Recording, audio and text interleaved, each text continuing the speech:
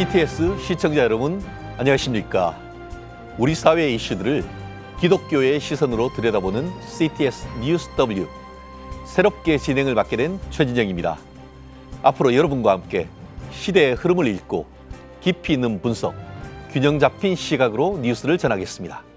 CTS 뉴스 W, 여러분의 삶 속에서 희망과 믿음을 나누는 통로가 되도록 최선을 다하겠습니다. 시청자 여러분의 기도와 성원 꼭 부탁드립니다. 최근 교회 합병이 화제입니다.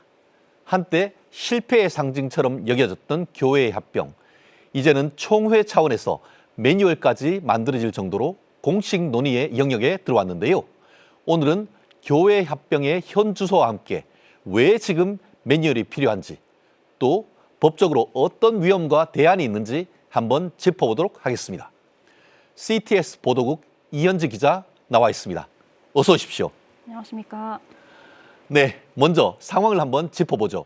교회 합병 실제로 얼마나 많은 겁니까? 네, 수치부터 따져보자면 2024년 한 해 예장 통합 교단 안에서 22개 교회가 합병을 했습니다.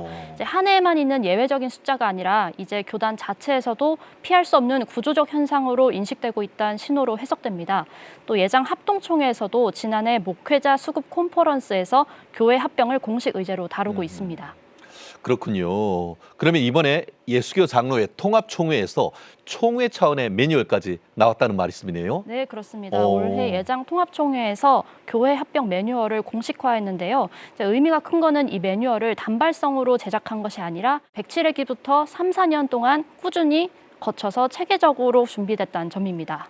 그러니까 수년간의 전문가들, 교회법과 또 우리 사회법에 관한 전문가들이 모여서 나름대로 이렇게 하면 된다라는 모범의 어떤 규율을 만든 것 같군요. 그렇다고 하면은 현장의 반응은 좀 어떻습니까? 네, 매뉴얼이 공개된 이후에 여러 교회에서 이 합병 매뉴얼을 받을 수 있냐 문의가 쇄도한 걸로 알고 있습니다.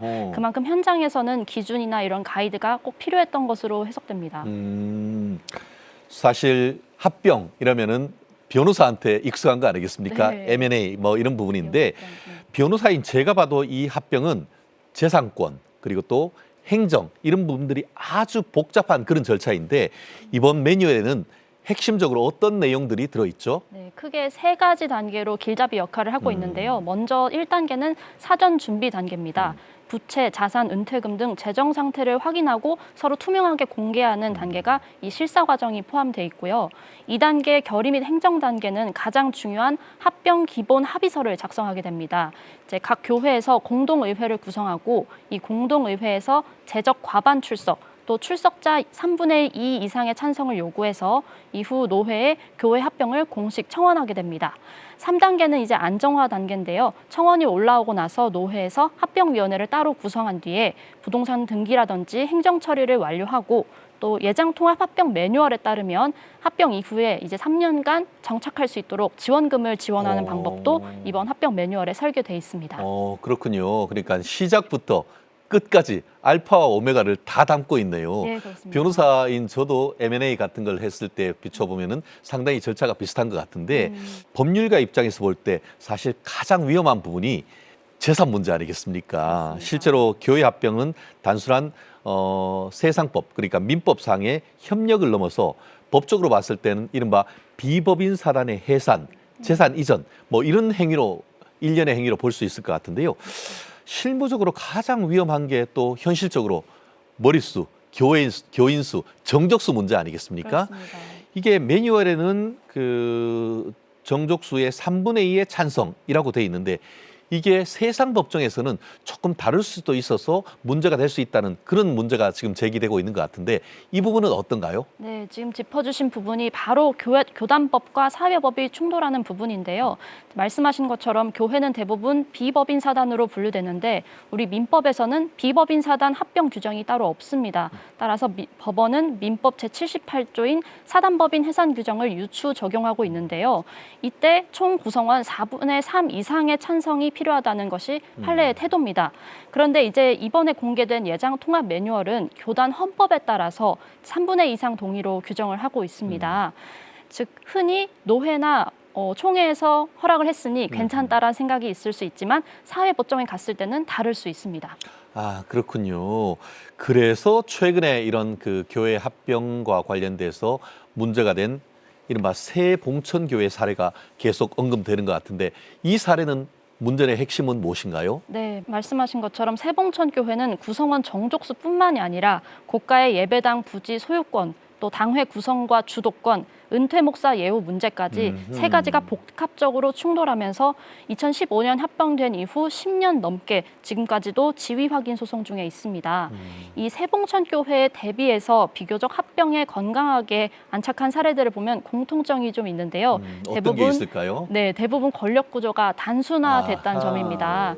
기독교 한국침례회 소속 남부 사랑하는 교회 같은 경우에는 장애인 교회와 또 우리가 통상적으로 생각하는 일반적인 교회가 통합된 사례인데요. 이제 장애인 교회 특성상 당회라든지 임원이 따로 없기 때문에 합병 과정에서 당회 구성이나 권력 구조에 충돌되는 부분이 없었습니다. 또 이제 담임 목사 중심으로 재산 문제라든지 여러 절차들을 리더십이 하나로 통일이 되어서 비교적 안정적으로 합병이 될 수 있었습니다.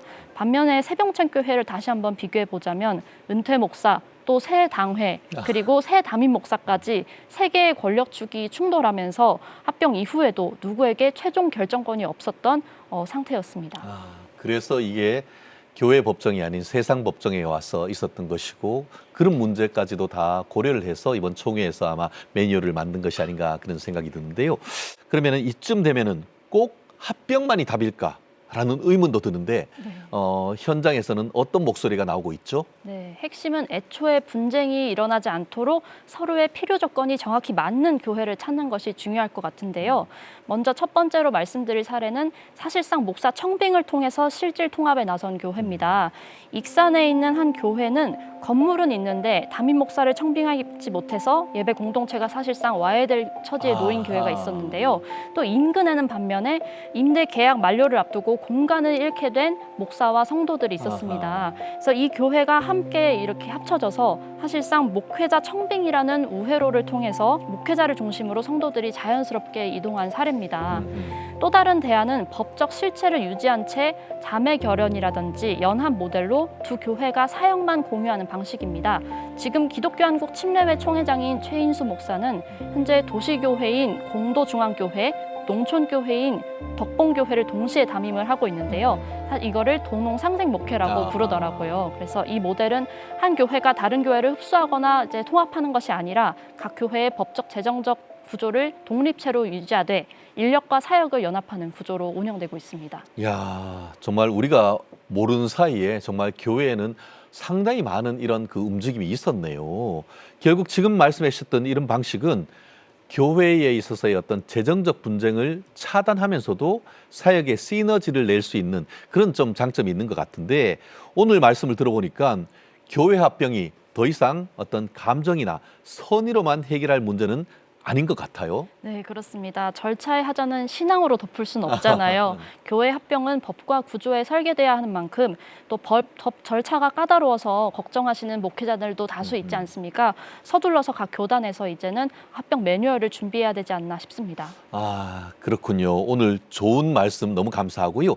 이현지 기자, 오늘 브리핑 고맙습니다. 이 프로그램은 여러분의 미디어 선교 후원으로 제작되었습니다. 선교는 사명, 후원은 동역.